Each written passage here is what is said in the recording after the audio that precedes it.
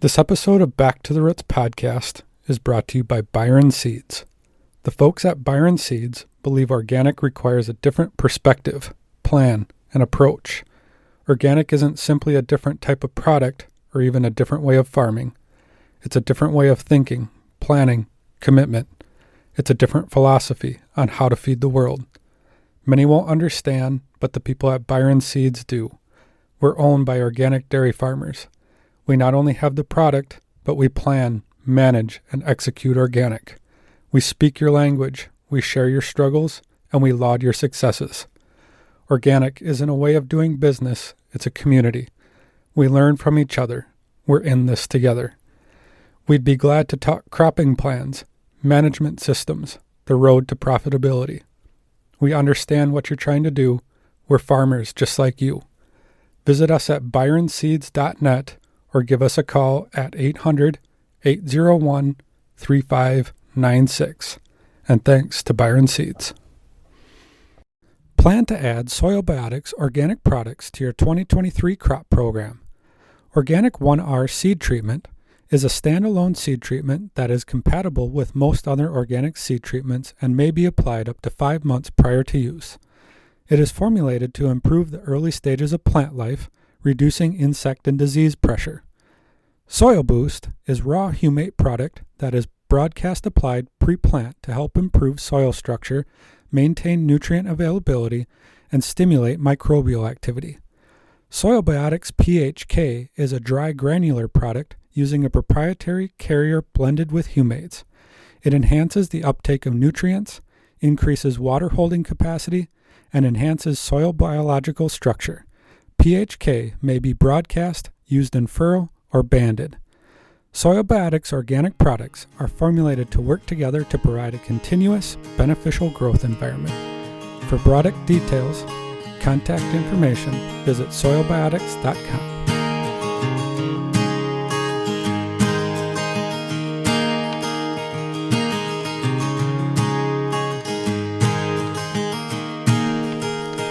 You're listening to Back to the Roots podcast. I'm Brian Wood, and along with Mike Klein, today we are in Oregon at Forest Glen Jerseys farm with Stuart and Robert Kircher, who are the managers of the dairy here. It's about a 2,000 cow dairy operation, and I won't go any further. I'll let you guys give a little bit of introduction of yourself and the farm here. Okay. So I'm Robert Kircher, and this is Stuart Kircher, and this farm was originally started by Dan Banson, and in 1996, 97, Dan was looking for something different and ran into George Seaman, and then from there we converted over to organic, and I've been shipping with Organic Valley since then. And through the years, when we did start, we were just a couple hundred cows, and over the years we were just told, hey, we needs more milk, and so we saw that as a business opportunity, and things were good financially, so we continued to grow, and we've grown all within. We have not bought in any cows, and we've even gotten to the point now to where we're able to sell some extra cows every year. So I started on with dairy when I was about 11. My parents actually have a brewery here in McMinnville, and they were looking for a place to go with the spent mash, and this was prior to being organic, and that's when my parents met Dan, and Dan had asked my brothers and I, Stuart, and if we wanted to come tag along with him, and kind of Dan became our daycare for a while, and so anyways, we got to tag along, had a lot of fun with it, and it just kind of stuck with us.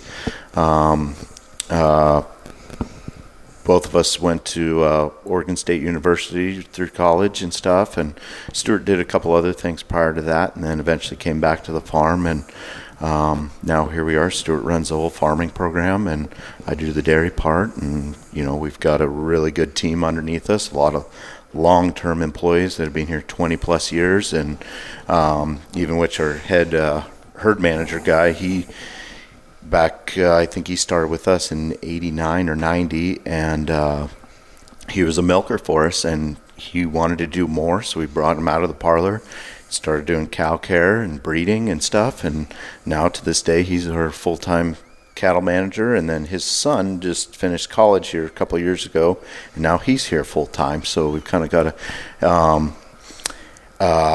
that herd manager's wife also works here, and she runs our whole calf program. And our calf program consists of all Hispanic women, and they do a phenomenal job of taking care of calves. So. And Stuart, you are in charge of the farming operation? Yeah, so we farm several thousand acres in the valley here, growing mostly corn, alfalfa, small grains, everything we can bring back to the dairy. So we've got a whole nother team that works on that side of the operation. We do all of our own harvesting, all of our own planting, trucking. We also have a hay ranch out in Central Oregon. It's about 250 miles from here, so we grow primarily alfalfa and grain hay out there, and that's all trucked back to the dairy through the year. Some of that we hire out just because of the distance away from the farm. It's a little easier to manage.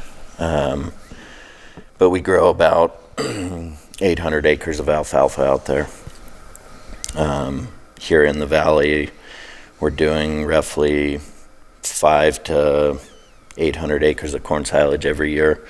Again, we do all of that in-house.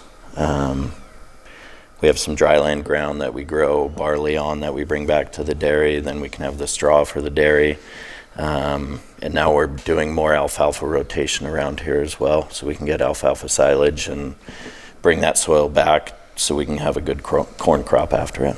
So Now, this is a whole new environment for us out here. What, like, day corn are you growing, and how many cuttings of hay can you get? You know, like, we're used to different zones where we're at. What do you have here? Sure. So our corn silage will typically grow a 90 to 95 day variety. We like to keep it shorter because our falls can get really nasty. September can turn on and start raining and it won't stop. So we shoot for that shorter day so we can get really good maturity. We can get a lot of grain fill, a lot of starch out of it, and get it dried down so we can capture all that. As far as our hay crops, you know, if we're cutting for alfalfa silage, we can get 6 cuttings on a good year. Typically we can start in April or May, and we've cut as late as the end of October before. So that just depends on the fall. A lot of irrigation. All summer we spend hours and hours and hours irrigating. Fortunately, almost every one of our properties is surrounded by a river, so we have plenty of water to use. So we're not short by any means in that aspect. Is it all pivot irrigation, or? No, typically hard hose, reel guns. Okay. We do have a few pivots. Our hay ranch in Central Oregon, that's all pivots. So we have kind of a mix of both. Sure. Mm-hmm. And the amount of ground you're farming, is that enough to feed the dairy? We could always do more, and we're always searching for more ground. We do buy in some outside feed. We're getting better every year with how much we produce on our own, but there's always room to grow. Sure. So what would be, you know, I'm sure it changes, but fertility program, what kind of programs are you running? So we do a lot of chicken manure. Chicken manure feeds corn the best because it has really high nitrogen content. Are there a lot of chicken barns in the area here? There are. Yeah, there's quite a few. Okay. And we use up almost everything they produce. When we go to alfalfa, we'll switch to using our own cow manure. So everything we produce here on the farm primarily gets shipped out to Central Oregon because that cow manure has less nitrogen, higher phosphorus, higher potassium, feeds that alfalfa a lot better than using chicken manure. Mm-hmm. So we're fortunate that we do have all that manure around us so we can keep our crops going and get the yields that we like to see out of them. With our pastures, we have all of our liquid manure that we can use down here.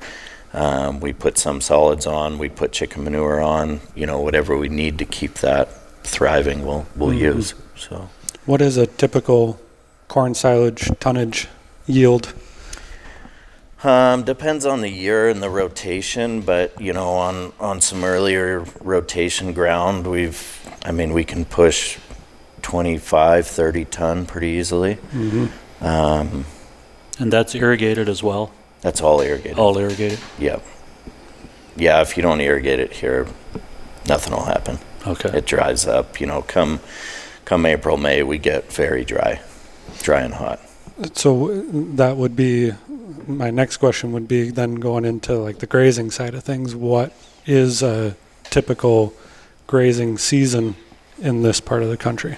Usually, kind of depends. Typically, it's about beginning of April that you get going outside, and they'll graze all the way till end of October. And but usually that July and August is when we get our 100-degree days. Wasn't last year? Yeah, year I remember before, that heat wave. we hit 115, 116 degrees, and that was brutal. But yeah, so cows didn't go outside those days. But yeah, but the problem is when you get that kind of weather with your grass, it just stops knocks it, especially your ryegrasses and stuff, But that's where some of those summer annuals come into play. And then also having a lot of the chicory and plantain in your pastures too. Those will keep thriving too. And if you got a little orchard grass, that'll keep going too. But just trying to find that balance in your pasture mixes and stuff to where, you've got so many different varieties and species in there to where, you're strong in the spring, and then you've got something to kind of carry you through those July, August, and then something else that pops in September, October to, keep a lot of forage out in the pastures.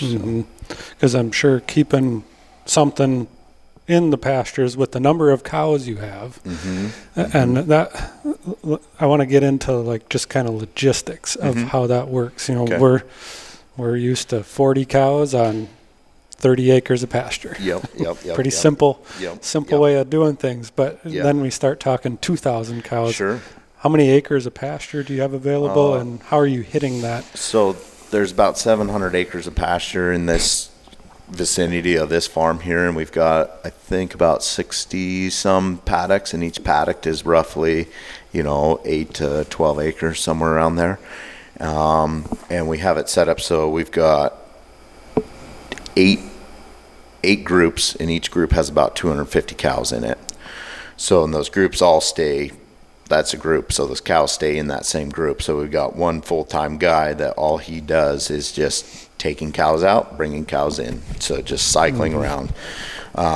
So we do rotational grazing and stuff, and then we do strip grazing too.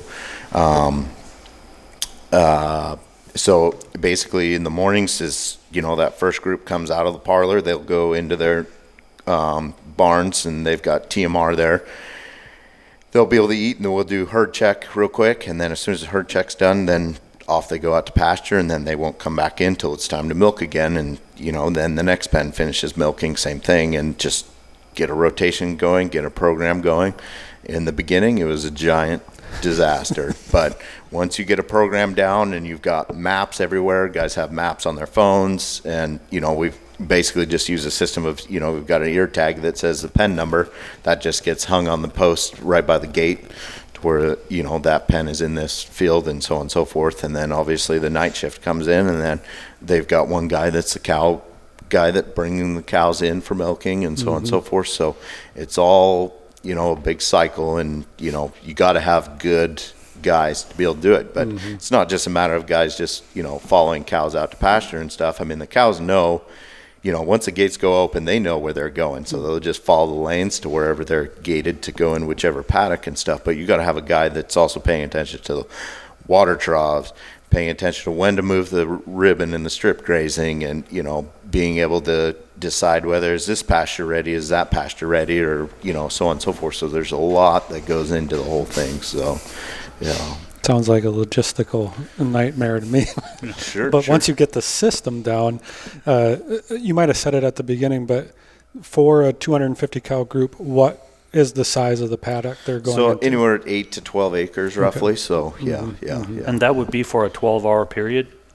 Or is that a 24-hour period? Just all depends on what stage the grass is at and so on and so forth. Like I said, we do use strip grazing as a tool too, because, in the springtime in the West Coast, you guys should come out in the springtime sometime and just see how much grass the West Coast has. I mean, when we're going full bore grazing in the Midwest and the East, you guys might still be brown and, nothing's grown yet, whereas things are just taking off like crazy, and it's a mad rush to try and stay ahead of the grass.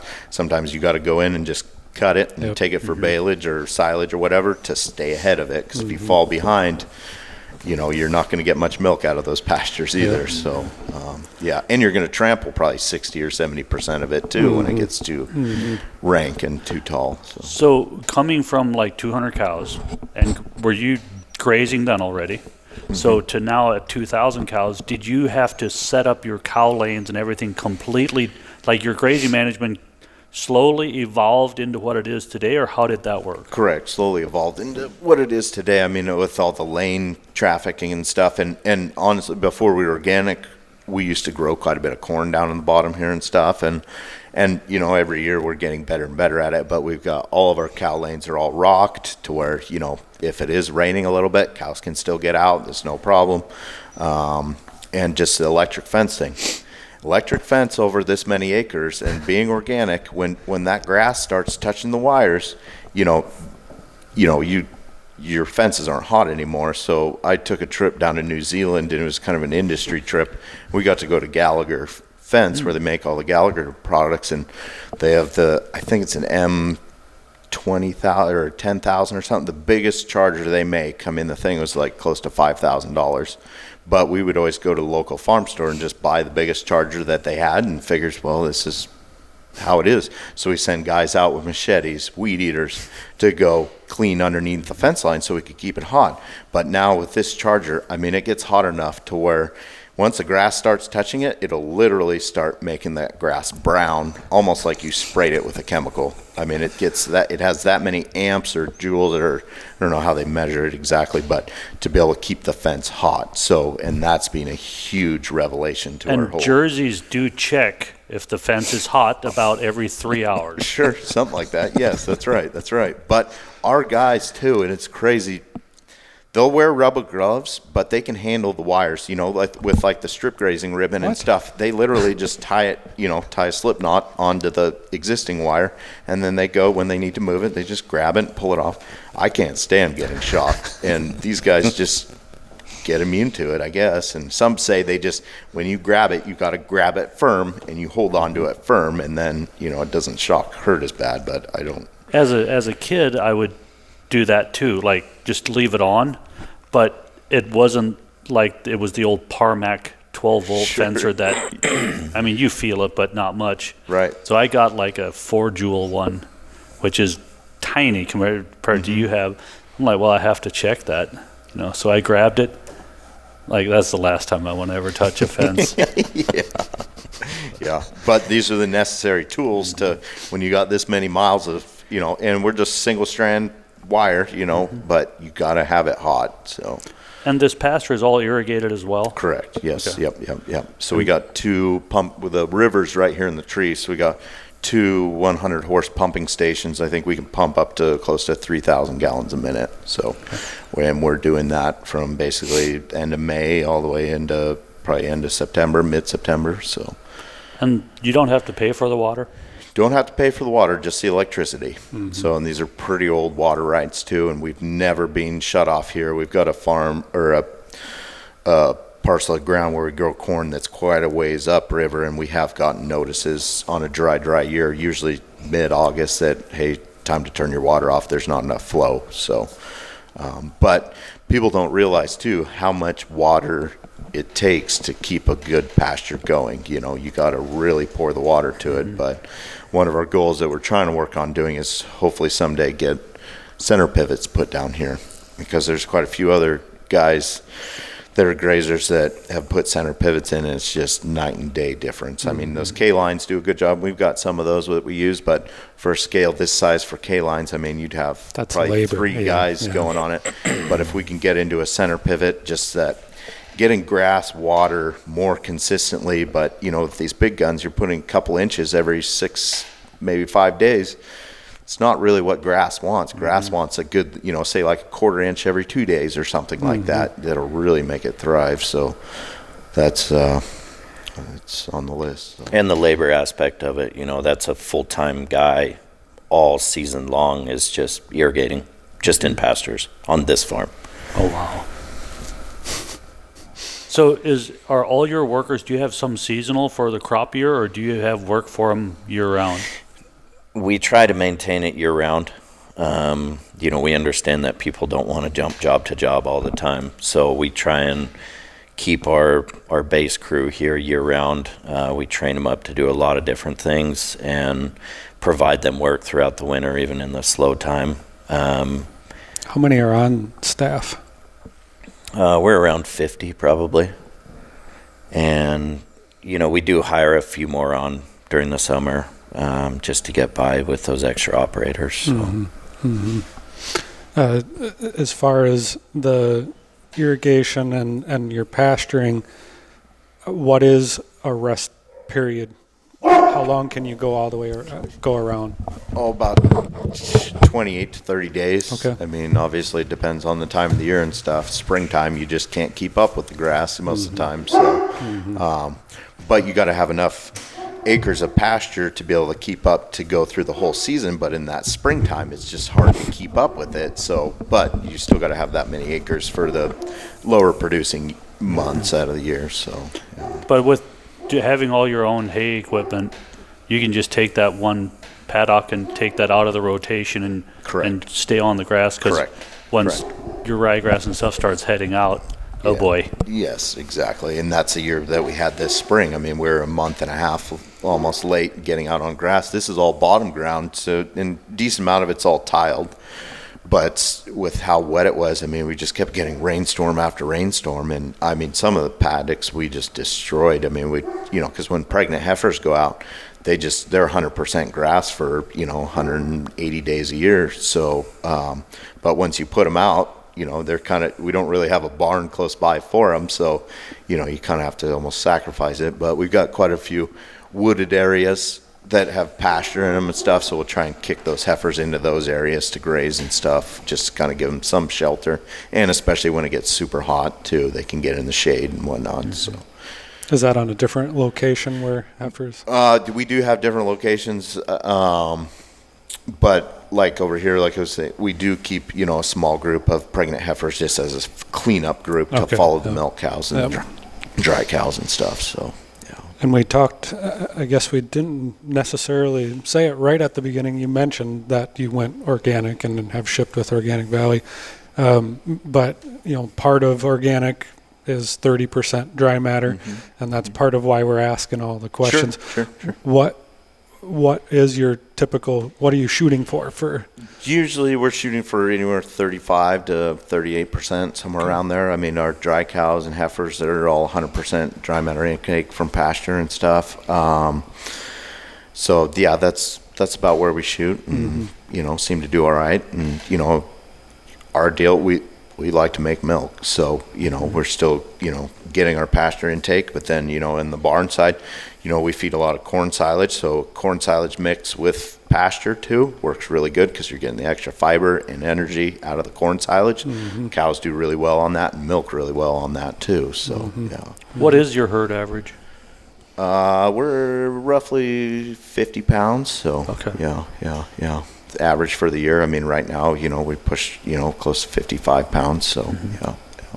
And it's 100% jerseys. 100% jerseys, and Dan's family history is being all jerseys, and Dan has bred some really good jersey genetics throughout his lifetime and stuff, and now we're reaping a lot of the benefits from that. But now in our genetic selection and stuff, I mean, we're looking harder and harder at health traits.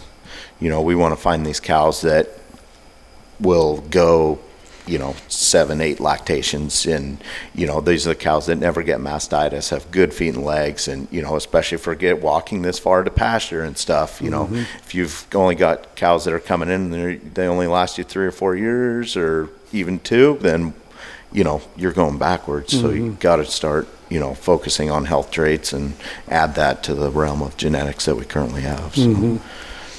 Is your farm here that we're on with 2,000 cows, is that maxed out?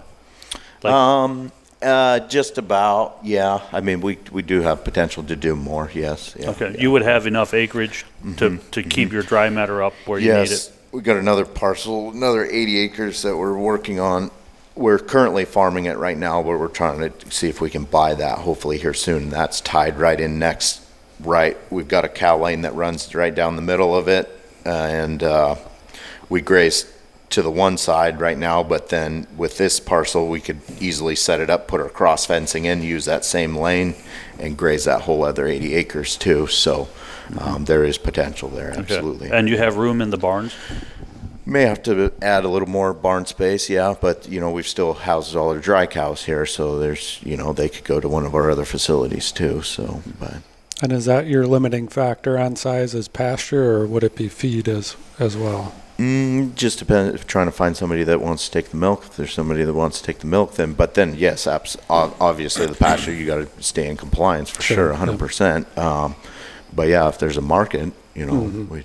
Outside of that, the limiting factor would be pasture. Yeah. Yes. Yeah. Yep. How? And you said you have another dairy? Yes. Yep. How far is that from here? 2.5 miles. Okay. Yeah. And how many cows are there? About 270 right now. Okay. So, yep. But you're planning to grow that as well? A little bit, yes. Yeah. Currently, we're housing a couple hundred pregnant heifers in there. Years ago, when it looked like things were starting to turn around, we built another new cow facility barn, and then things continued to spiral down with too much milk on the market and so on and so forth. So, where the milk cows previously were, that's just pregnant heifers staying there right now. So how many different facilities would, at the farm we're at here is mainly the 2,000 milk cows and some dry cows, and then you got the other facility with the milk cows. Where would heifers be at? You said they're in 100% pasture, and then calves as well. Correct. So we have a heifer ranch that's halfway in between here and the other farm, and so we keep all our heifers there up to breeding age.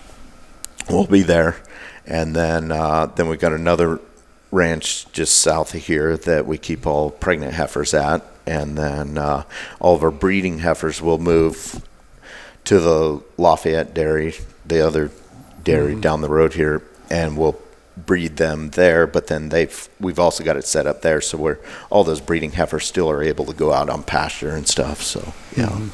So Stuart, you're in charge of the farming, and you raise enough feed for all the facilities? We do.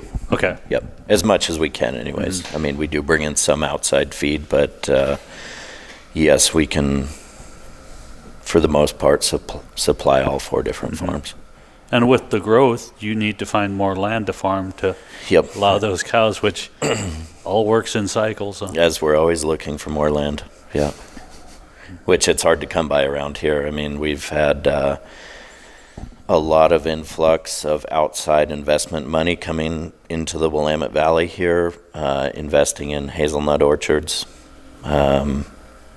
which this last year they took a real dive in price, which kind of will help the land price for us because they were putting in just crazy amounts of money for land purchases and developing these orchards and taking a lot of the land that we used to utilize for growing our feed. So, are those hazelnuts coming in the driveway? Yeah.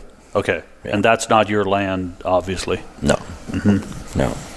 Yeah, because I was trying to figure out what kind of crop that was.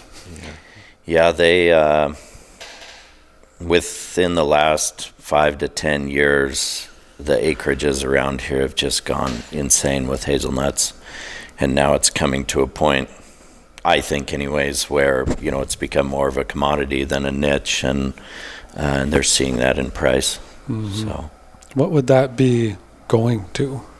What would be where would that growth be coming from? The use of hazelnuts. Well, that's one of the problems, is it's not really big developed market for hazelnuts. I mean, you'll find them in the stores around here. There's some companies that'll put them into chocolate bars or Nutella, things like that. But, you know, Turkey's the other largest producer in the world. And if Turkey has a good crop, these ones just, the value goes to nothing because it's not a developed market like an almond, for example. You know, everybody knows almonds all over the world, but you can go to other parts of this country and people have never eaten a hazelnut before. We had a hazelnut tree growing up, and we never ate them. Yeah. They're dirt nut. So it looks like, coming in and looking at the hazelnuts, like the ground is shaved. Do they actually spray that down? They do. Okay, and then it just regrows during the winter, And that's a real messy orchard. Oh, okay. Okay. A normal orchard you'll see is just bare dirt. Okay. Because they let the nuts fall and they sweep them up off the ground. That's where the dirt nut comes from. Like I said, they've driven land prices through the roof because it's all this outside investment money that's coming in. And so that makes it tough for people like us to go find land to grow corn on. What would be typical land prices in this area? Well, you know, typical for a lot of years was in that $10,000 to $15,000 an acre range for irrigated property, but now these guys are pushing it to $20,000, $25,000 an acre, and that takes a long time to pencil out when you're raising feed on it. So, are there other nuts in the area, or is it mostly hazelnuts? Mostly just hazelnuts. I mean, you'll find a few orchards of some old walnuts maybe, but typically just hazelnuts. I see. And as you guys drive down the valley, you'll see them. New one, you know, from year-old, freshly planted to 30, 40-year-old orchards. They've been around a long time, but they've just never had enough to really establish a good market for them. Where is your calf facility? Is that here? And We do it all in poly calf hutches, okay. and that seems to work pretty good. But with jerseys are a real challenge to raise as calves because they don't have a lick of fat on them when they're born. But our goal is to try and keep them on milk for 110 days. Okay. So for quite a while, just to grow them as, you know, big and healthy as we can, and then that way when you go to wean them to the other farm, it's a smoother transition. We notice that if we have to start pushing them out sooner, we start having a lot more problems with, say, pneumonia cases and stuff like that. So but our biggest thing is vaccinate, you know. We have a good elite vaccination program to where, you know, because once calves do get a pneumonia, with being organic, there's really nothing you can do. So so you got to be on top of it. Do you use sex semen? Yes. So because we're breeding using a little bit of beef, breeding to Charolais, and yes, especially in our good higher genetic and cattle and our new incoming heifers, our newest genetics, we are using sex semen in those.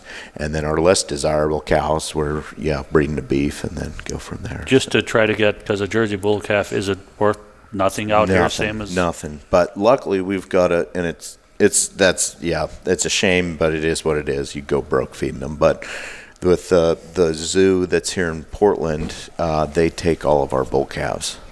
So they have a California condor project that has been very successful. California condors were near extinct, and they've got a program up there for them and stuff. And these little baby jerseys look like little deer, so it's perfect feed for them. But they also feed them to the lions and whatever else. So, wow. It's funny. I was at the zoo this last summer with our kids, and I'm standing there watching these condors eating a calf that came from here. But this family next to me, they're wondering, what is that thing?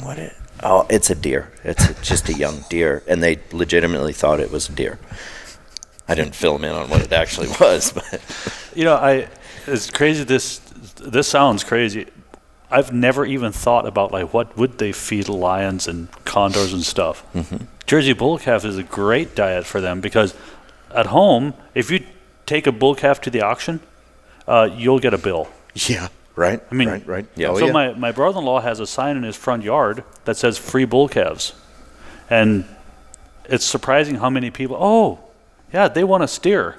Well, they don't realize that. He's not really going to grow that fast. Yeah. But I'm also seeing a lot more bottom end cows getting bred. At home, it's Wagyu. They're really starting to use Wagyu and Angus. Interesting. Yeah. But what I've noticed is a lot of the people that breed Angus do it for about 2 years and then realize Jersey Angus makes a mean animal. Oh. Because Angus just their temperaments kind of stinks. And you breed that with an aggressive Jersey. Sure. It is not, but I'm kind of excited to see what they're doing with the local Wagyu dairy cow cross. We've got a few of them. They're probably 4 or 5 months now that we're experimenting with too. I'm real curious. I mean, they're hardy little calves, so I don't know. We'll see. They'll take forever to finish, won't they? I don't know. We'll see, but I don't know. Just I'm just raise them curious for to yourself, taste them. huh? Yeah. Yeah, absolutely.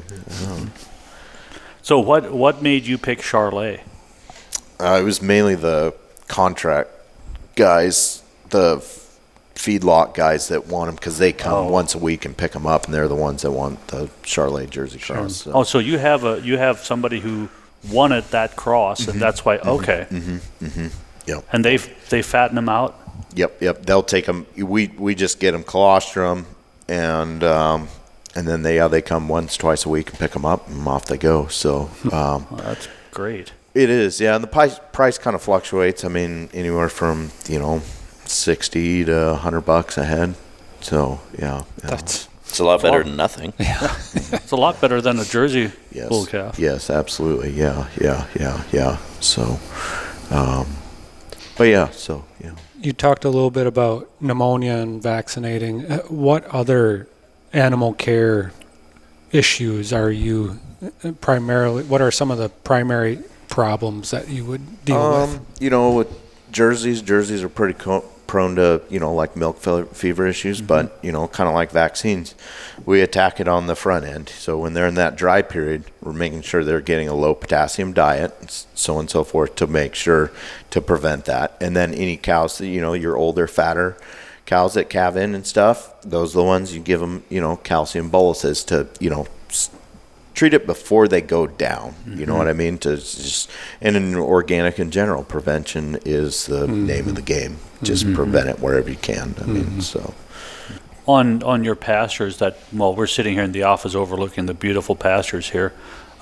You said you typically get out like in April if it doesn't rain, and then your summer slump, or what we call a summer slump with irrigation, you probably don't have that as much. But when is that? That like usually end of May? Tail end of July and August.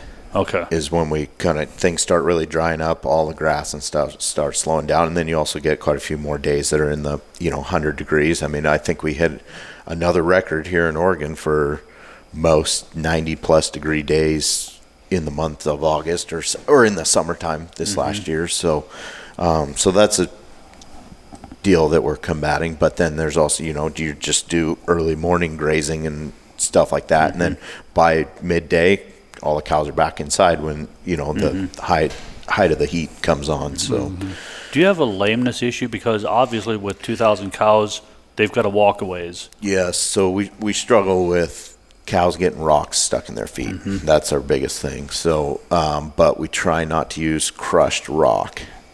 Crushed rock is sharp, and that'll poke in their feet too. So we try and use more rounded rocks and stuff than crushed rock.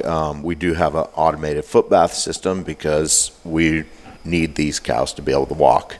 So that is always zinc, and cows walk through it, and they walk pretty much on a pad, and it knows right where that foot lands. So then there's nozzles spread out across, so it'll shoot exactly where that cow steps. So you're getting shot in the back of the foot and then right at the front of the foot too. And that seems to have made a huge difference in controlling foot rot and warts and that kind of stuff. So I think that's a problem that I see quite a bit is different rock on cattle lanes, because especially if it's packed down really hard, but you've got a couple of loose ones. I think we've all stepped on a Lego barefooted. Yeah. And that's basically what it is. And if, as a grazing operation, lame cows, you can have 2,000 cows walking to pasture. Which cow are you going to see? the one in the back that's lame. Yep, exactly. And exactly. she just jumps out at you. Yes, yep. So yeah, we got to develop shoes for him or something. I mean, yeah. Talk to Nike. Maybe we get some cleats for him. There you go. Yeah. But, one thing we got, it's not a huge struggle, but, obviously, when you do start grazing, somatic cell starts going up.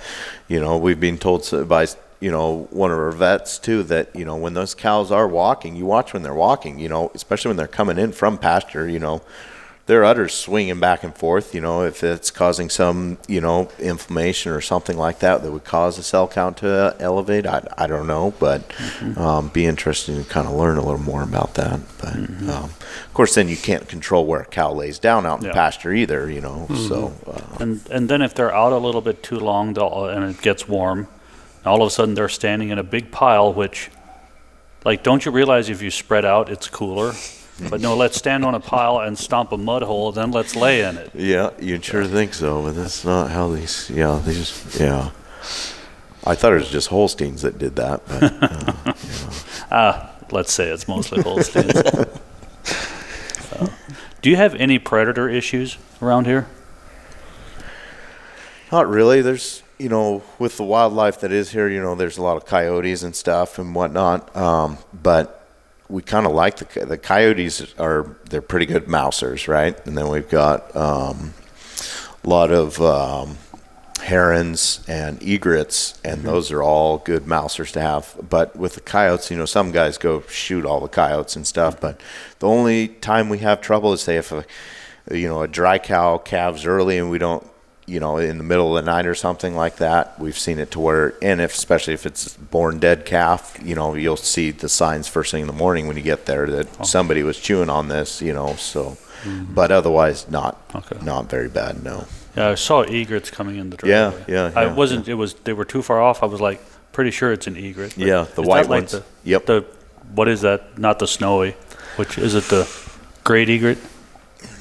I grew up in a bird watching family. I don't know. Oh, really? Yeah. I'm not sure. There is a bird book, a Northwest bird book, that says there's a dairy outside of Lafayette, Oregon, that you'll find these egrets, and that's our other farm down the road here. Yeah. Gotcha.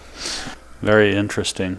Do you have any plans as far as changing or things you want to try here? You mentioned the somatic cell on pasture, try to figure out what the correlation is there. But are there other projects that you're working on? We're trying to get more efficient with labor. We've got ag overtime now, and we've been doing it already in our milking parlor.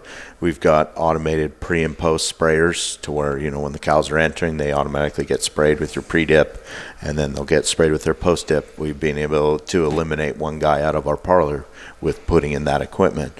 But you also have to kind of understand that it's not going to be 100%. You're not going to hit every cow with these, you're going to be up there in the 90 plus.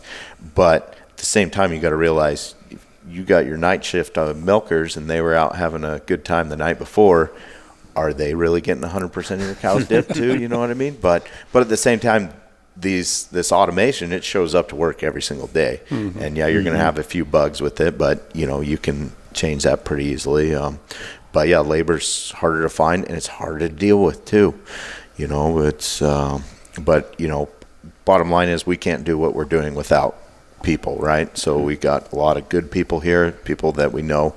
We take good care of them, and they enjoy working here. So we've got a good team in that aspect. But there's ways we can kind of close the gap. Cut a few hours here and there on extra labor and stuff. But granted, with the way things are in the economy and stuff, for any of us going to the grocery store or just going to the gas station now, it's costing more and more money. So everybody's got to be brought up, but in the industries we're in with agriculture or dairy, milk price hasn't really gone up. So with the way inflation's gone up and cost of fuel and everything else, so that's where it's really tough being in farming right now. So, and that's universal across the country. But Absolutely. You mentioned one of the things that with regulation here in the state that you're having to deal with extra headaches.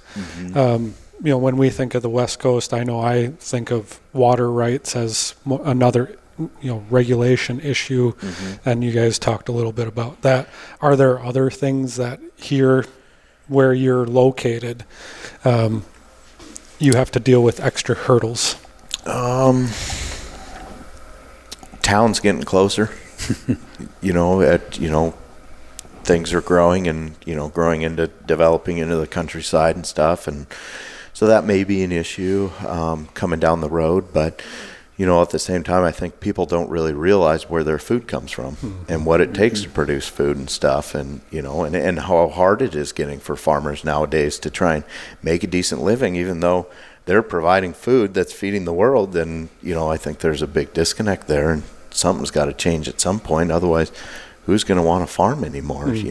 But we seem to thoroughly enjoy it, and it's a big part of our lives, and we keep doing it. So, have you had to deal with any of the environmental issues? Yeah, my brother and I are pretty involved in the Oregon dairy industry and stuff, and every year, especially in Oregon, there's some bill that's trying to be brought forth to put a tax on dairies because they're a big part of this whole carbon issue and that kind of stuff.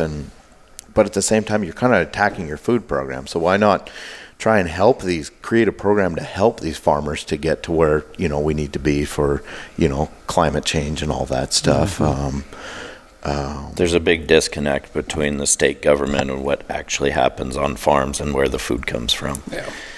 Well, and that's kind of where I'm asking, like with town encroaching, sure. You're going to deal with more of those.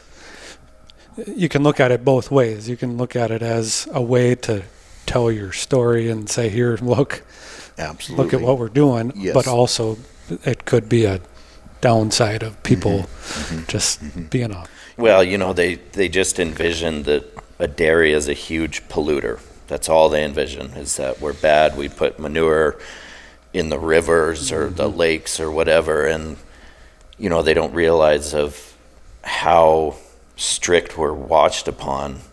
For example, when we're grazing with our manure management program, we're documenting every time a cow is out on pasture, how long she's on pasture, and that's all calculated to how much manure she's putting down while she's grazing. So not only do we document every single manure application we do, and that's reported to the state, but every cow that's out on pasture, because that's an application of manure, that's all documented as well. And then all of our nutrients are balanced with that in mind. So, I mean, we're not even close to polluting. We're doing things the best we possibly can, and being organic, we need that fertility to keep our crops growing. So why would we hurt the soil? There was another petition that came across last year that they had enough signatures for, saying that if we artificially inseminate our cows, it's sexual assault. I heard about that. Didn't that pass in Colorado? Or there was something in Colorado that was... Yeah, I don't know how that's working out, but it just shows you the level of intelligence people have for how food gets to the grocery store and stuff. I mean, we got to be able to use all these tools, and we're not, what you put into your animals is what you're going to get out of them. So we try and put the utmost care and feed and everything into these animals to get, good milk production quality and so on and so forth. So, well, that's part of why we do the podcast, is to have people tell their stories and be able to say, like, hey, we really care about what it is we're doing here. Yep. Because I think a lot of times, where the disconnect is, general people that don't know where their food's coming from are saying, like you said, farmers are they're out there polluting. What do they care? Yeah. Well, and you brought up the environmental thing. We have a methane digester sitting out here that's been sitting there for the last 7 years not being used. And we've been trying to get it back online, but we can't find anybody to help us. And there's all this money they're pushing for, environmental assistance programs, and we can't find it. And we can't go on our own, especially with milk price right now. We can't go on our own to do the improvements it needs to get it running again. But So it used to be running? Yeah. Yeah, it was an outside investment firm, came in and built it and operated it for a few years and reaped all the tax benefits they could take, and then they walked away. Left it. So here, I think last year we did a full carbon study on this farm, and if we were to get that system back up and running, we would be net zero plus some.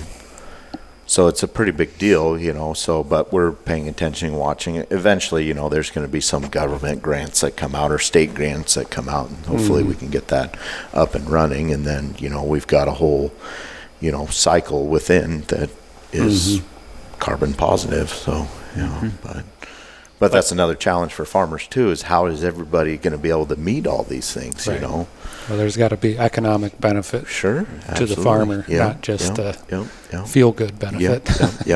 Exactly. Yeah. But And the cost of getting that thing up and running is significant, I'm guessing? yeah, a few million. Oh, Yeah. Significant, yeah. significant. Mhm.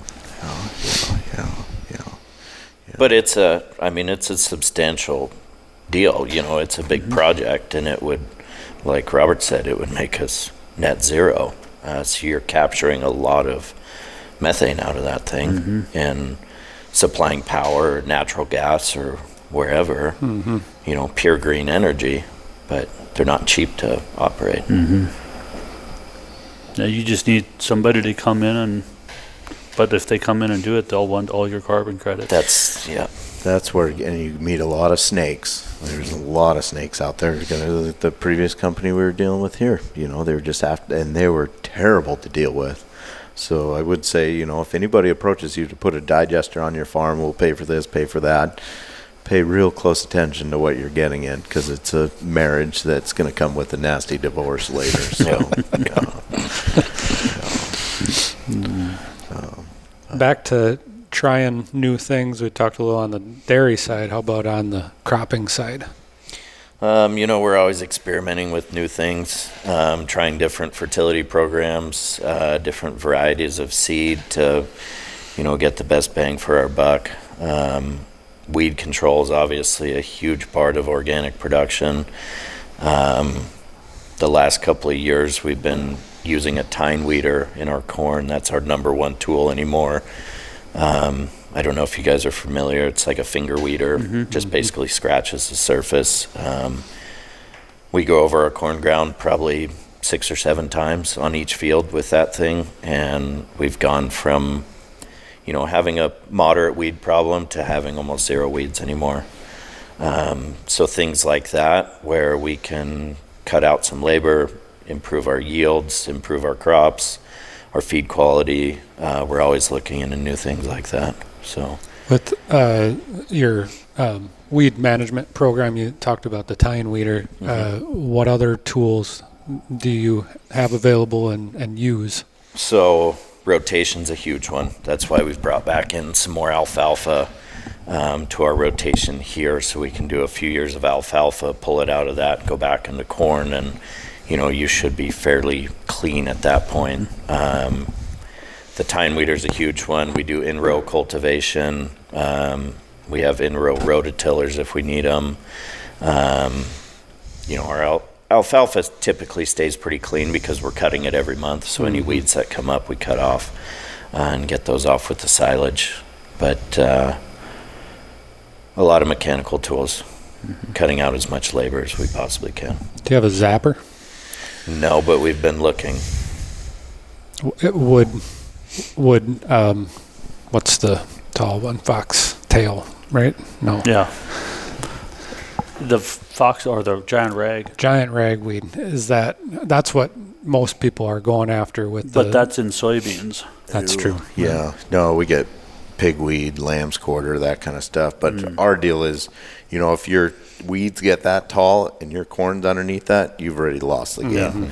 With using the tine weeding tools, even if you can't see the weeds, they're starting to come. So you just keep scratching that top inch of soil, and the only thing that can screw it up is if you get a bunch of rain, then you fall behind and you've lost it. But Would you go in with like a regular cultivator if the weeds get ahead of the tine weeder? We do. Okay. Yeah, absolutely. Then could you, let's say you go through with the cultivator, it works great. would you then go back in with the tine weeder at a later time? Depends how aggressive we're hilling. Okay. So if we hill in row, it would be too rough for a tine weeder to get through. But we start tine weeding 2 days after we plant, and we'll tine weed it until we're spiking out of the ground, leave it until it gets a couple inches tall, and we're back on it. And we just, there's a guy, and that's his full-time job, and we don't stop. If he thinks he's done, we just start him over again, because like Robert said, there's always weeds under the surface, and you scratch those out. It's probably a lot nicer to chop if you just tine weed and don't hill. Oh, 100%. You go across the rows, and that chopper, that spout is bouncing. Yeah. Right. Yeah. But you mentioned the zapper. We do grow a lot of squash, actually, for a local cannery. And that's where the zapper would really thrive, because that squash will come up in canopy, but then the pigweed and the lamb's quarter shoots up through it. So if you could get over the top. And The Stolers built their own 120-foot boom. really, They bought a zapper, and then it wasn't big enough, so they bought a self-propelled sprayer and modified with the booms in the front and put a 700 horsepower diesel generator on the back. Didn't they blow it? Yeah, they kind of sent a rod out the side. But I mean, it's a pretty impressive. Like, they came up with the folding booms and everything, and Wow. it's they're innovators. So they are. But they do a lot of custom work with the zapper. But it's probably 90+% soybeans. zapping over the top of the Because canopy. the soybeans, they look so beautiful, clean, and 2 weeks later you go by and there's giant rags sticking up that high out of the beans. But I rode with Warren Stoller one day when he was zapping, and like, you'd go down the field and you zap it, you turn around and come back, and the giant rag was already like drooping over. So it'll kill the whole plant. It will zap it. I mean, you smell burning ragweed when you're sitting in the cab. So it's not a safe machine. No. No, wouldn't imagine. if you're standing on the ground and touch it, you're fried. Yeah. Wow. It was pretty impressive to see them build that thing. So One last thing before we wrap up here, just back to, I know we're bouncing all over the place, but just, it's fascinating, just asking on logistics. Your parlor, what size parlor are you milking in? And like, do you have tankers lined up ready to go, or are you picked up in a bulk tank? So we have a double 24 parabone with the rapid exit. We can milk about 240, 250 cows an hour through that. And then we've got bulk tanks here. It's usually, one truck, here in Oregon and Washington, milk trucks can haul, I think, up to 74,000 pounds of milk unload. So they'll come in the morning, pick up a full load in the morning, and then they'll come back in the afternoon. There's quite a few trucks that'll just come in, top off, and then take it. There's a lot of milk processing close here. Obviously, there's a McMinnville plant here that's just literally just across the river here, 5 miles away. And then there's Dairygold's got a big plant in Portland. There's Nancy's Yogurt just south of us, and Kroger, and Safeway, and Alpenrose. So there's a lot of milk processing real close here. So how many do you milk twice a day? And are you basically milking 23 out of 24 hours, or is it like? No, our milking shift is roughly about 8.5, 9 hours. Okay. So yeah. So if a guy wanted to, you could put more cows through there. But I think in the future, like a rotary parlor, they're so efficient, and the cow turnout per hour is very high, and it's a little less labor intensive to run those too. So, but. How many people are in the parlor? Just 2 guys in the pit. We used to have 3 guys in the pit until we added this automation. We were able to get those guys out. We put a newer style crowd gate that's all set up to where once the entry gate to the milking units opens up, that crowd gate automatically starts, pushing to just keep the cow flow, and just, boom, boom, boom, keep it efficient, keep it going. So, Well, I just can't imagine doing like an 8-hour shift milking. I grew up milking 40 cows. Sure. So, if you went fast, 45 minutes, you were done. Yeah. So it's different. Well, if you stick around for a while, you can start your first one. I'm okay, actually.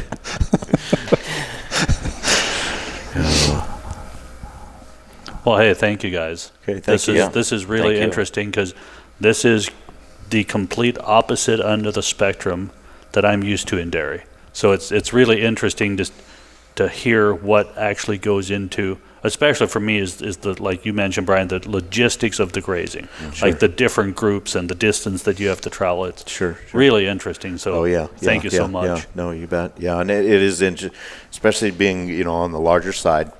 We are kind of a target. And we've had USDA just randomly show up here, and the guy just pulls out his credentials and says, "I'm so and so. I need 3 or 4 hours of your time, and and you just say, all right, let's go." And so you get him on the gator and you start touring him around, and he at first he wasn't a very nice guy, but once we got touring around and he saw what we did, he was a great guy. He was great to talk to and very interesting, and so no, it was really.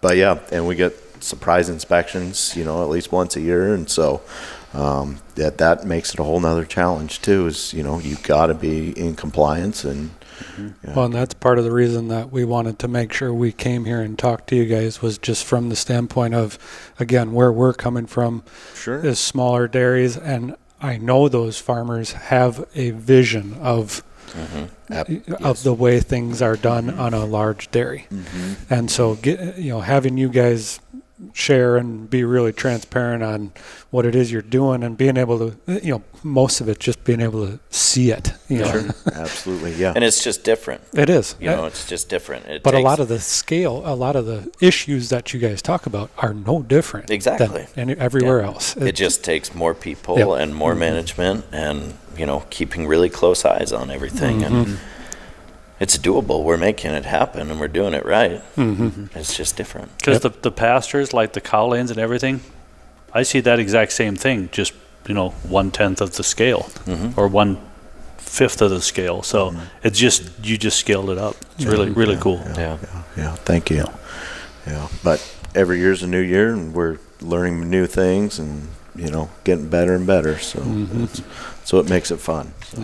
And we do appreciate opportunities like this where we can show people that, hey, we're different, but we're doing it the right way. And absolutely. And when we get done here, we'll make sure to take a few pictures and post them so people can see. And absolutely. And thanks a lot, guys, for your time. Thank really you. appreciate it.